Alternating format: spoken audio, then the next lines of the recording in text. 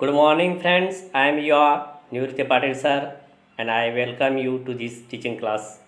Friends, today we are going to understand a good poem which is called A Teenager's Prayer. It is written by J. Morse. First of all, teenagers means a person between the age of 13 to 19. Friends, in this poem, the poet expresses the importance of the life of teenagers and expresses the feelings and dilemmas of teenagers. He prays God to help him to lead the best life.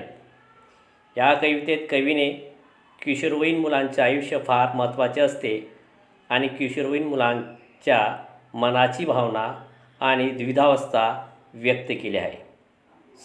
सर्वोत्कृष्ट आयुष्य जगण्यासाठी त्याने देवाची प्रार्थना केली आहे. So let's start with the first stanza of the poem. चला तर मग कवितेचा पहिल्या कडव्याला सुरुवात करूया. 1.1 A teenager's prayer. Each day brings new beginnings. Decisions I must make. I am the only one to choose the road that I will take. In the first stanza, the poet means teenager says that every day is a new beginning, and the teenagers have to do new things every day, whether they are easy or difficult. There are many ways in life, but only one of them needs to be chosen. The poet says that if you want to move forward in life, you have to make a strong choice. पहिल्या कडव्यात कवी किशोरवयीन म्हणतो की प्रत्येक दिवस एक नवीन सुरुवात असते. तसेच किशोरवयीन मुलांना दररोज नवीन गोष्टी कराव्या लागतात, मग त्या गोष्टी सोप्या असोत वा कठीण असोत. कवी सांगतो की जर आपल्याला आयुष्यात पुढं जायचं असेल तर आपल्याला ठाम निवड करावीच लागेल. See the second stanza. चला दुसरे कडवे पाहू. I can choose to take the road of life that leads to great success, or travel down the darkened road that leads to great distress. Darkened means evil, white, andharmay. Distress means great worry and strain, yatna, dukh. In the second stanza, the poet tries to express the dilemma of the teenager's mind. The poet talks about two paths of life. If he means teenager chooses the right path of life with positive thinking, he can achieve great success. But if he chooses the wrong path, he will face a great adversity. That path can lead to darkness. That is, one path leads to success, the other leads to failure. दुसऱ्या कडव्यात कवी किशोरवयीन मुलाचा मनाची द्विधावस्था सांगण्याचा प्रयत्न केला आहे. तसेच कवी जीवनाच्या दोन रस्त्यांविषयी बोलतो. जर त्याने सकारात्मक विचाराने योग्य जीवनाचा मार्ग निवडला तर त्याला मोठे यश मिळू शकते, परंतु जर त्याने चुकीचा मार्ग निवडला तर त्याला मोठ्या संकटांना सामोरे जावे लागेल. तो रस्ता अंधाराकडे जाऊ शकतो. म्हणजेच एका रस्त्यामुळे यश मिळते तर दुसऱ्या रस्त्याने अपयश मिळते. Let's see the third stanza. चला तिसरे कडवे पाहू. Please open up my eyes dear Lord that I might clearly see. Help me stand for what is right. Bring out the best in me.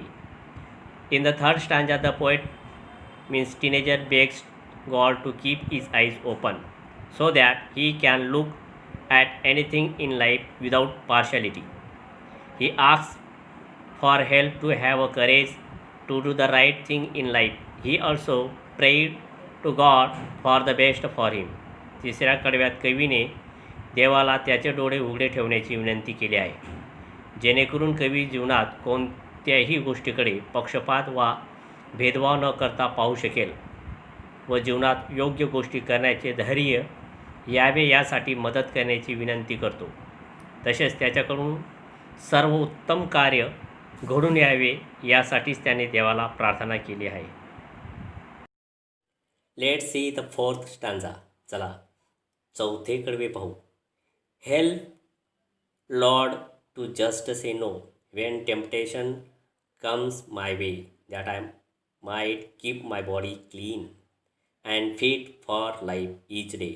Temptation means strong wish to do something bad or wrong. Fascination.